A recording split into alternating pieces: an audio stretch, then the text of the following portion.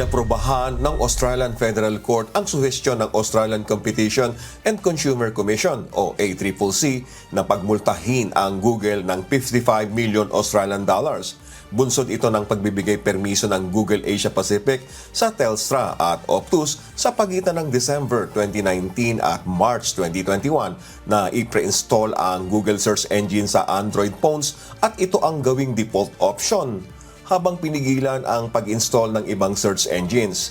Kapalit ng kasunduan, tatanggap ang telcos ng bahagi sa kikitain ng Google sa ads na lumalabas habang gamit ang Google. Inamin naman ng Google sa ACCC ang naturang misconduct at kaukulang multa rito. Ayon kay Mick Kyo, ACCC Deputy Chair, ang multa ay dapat magbigay ng matibay na babala sa lahat ng negosyante na may malubha at magastos na consequence ang pagiging anti-competitive. Dagdag pa niya, ang ekonomiya ng bansa ay nakabatay sa malayang kompetisyon kaya hindi legal ang anti-competitive behavior.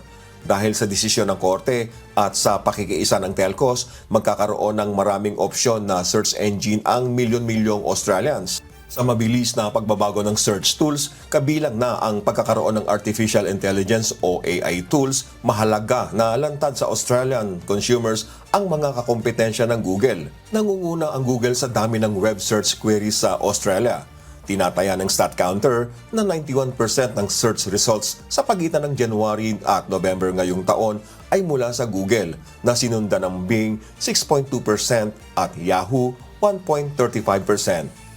Danny De Lieva, humahataw sa balita ngayon.